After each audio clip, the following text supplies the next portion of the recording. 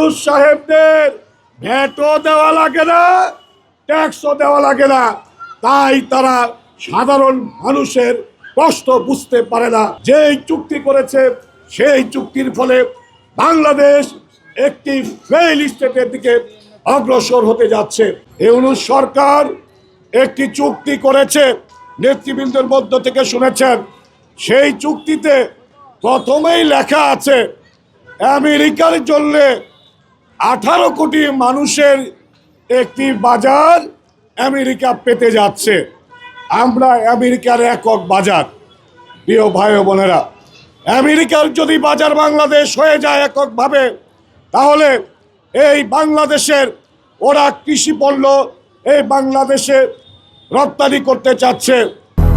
200-র বেশি সার্ভিস ও ফিচারে লেনদেনের সব বিকাশ অ্যাপে সম্ভব। এই বাংলাদেশে ওরা তাদের অস্ত্র বিক্রি করতে চাচ্ছে এবং বাংলাদেশের বাজারে তারা যে সকল পণ্য কেনার জন্য শর্ত দিচ্ছে, সেই বাজার বাংলাদেশ সেটা উচ্চ মূল্যে তাদের কাছ থেকে কিনতে হবে। প্রিয় ভাই বোনেরা, আমরা যে কেনাকাটা করি এটা কিসের টাকা দিয়ে করি? আমার ক্ষেত মজুর, কৃষক, আমার রিক্সাওয়ালা ভাই, আমার মধ্যবিত্ত, আমার দোকানদার, দোকান কর্মচারী এবং বাংলাদেশের আপামর জনগণের ট্যাক্সের টাকায় আমরা কেনাকাটা করি। আপনি আমি ট্যাক্স দেই, সেই ট্যাক্সের টাকায় আমি কম দামে যেখানে জিনিস পাবো সেখান থেকে কিনতে পারবো না। ইউনূস সাহেব ওই আমেরিকার সাথে ষড়যন্ত্র করে বলে দিয়েছে বেশি দামে তাদের কাছে কিনতে হবে। উনি এই সিদ্ধান্ত কেন নিতে পেরেছে জানেন? বাংলাদেশে ওনার ট্যাক্স দেওয়া লাগে না। ওনার প্রতিষ্ঠানের 666 কোটি টাকা ট্যাক্স বকেয়া হয়েছিল, আপনারা সবাই জানেন। উনি অন্তর্বর্তীকালীন সরকারের প্রধান উপদেষ্টা হওয়ার পরে প্রথমেই ট্যাক্স মওকুফ করে দিয়েছেন। উনি ওনার গ্রামীণ ব্যাংকের 5 বছরের জন্য ট্যাক্স মওকুফ করে দিয়েছেন। কিন্তু আপনার আমার ট্যাক্স কি মওকুফ হয়েছে? বাড়ি ভাড়ার ট্যাক্স কি মওকুফ হয়েছে?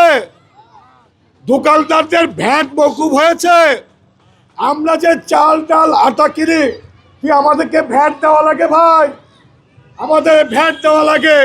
আমার বাচ্চার দুধ কিনতে গেলে ভ্যাট দিয়ে আমাকে সেই দুধ কিনতে হয়। আমি যদি চিকিৎসা করাইতে যাই, আমার একজন গরিব মানুষ যখন চিকিৎসা করতে যায়, তার যে চিকিৎসার যে ওই প্রেসক্রিপশনের মধ্যে, তার টেস্টেরিয়ার মধ্যে ভ্যাট থাকে, ট্যাক্স থাকে। আপনি যদি আপনার সন্তানকে ওই পড়ালেখা করাতে যান, ওই প্রাইভেট ইউনিভার্সিটি পড়াতে গেলে সেখানেও ভ্যাট দিতে হয়। আপনি আপনার সন্তানকে বিবাহ করাতে গেলে সেখানেও ভ্যাট দিতে হয়। ইউনূস সাহেবদের ভ্যাটও দেওয়া লাগে না, ট্যাক্সও দেওয়া লাগে না, তাই তারা সাধারণ মানুষের কষ্ট বুঝতে পারে না। প্রিয় ভাই ও বোনেরা, যেই চুক্তি উনি করেছে এটি জনগণের সাথে প্রতারণা করেছে। যেই চুক্তি করেছে এটা দাসত্বের চুক্তি। যেই চুক্তি করেছে এটা হচ্ছে ওই গোলামির চুক্তি। যেই চুক্তি করেছে সেই চুক্তির ফলে বাংলাদেশের নিরাপত্তা হুমকির সম্মুখীন। যেই চুক্তি করেছে সেই চুক্তির ফলে বাংলাদেশ একটি ফেইল স্টেটের দিকে অগ্রসর হতে যাচ্ছে।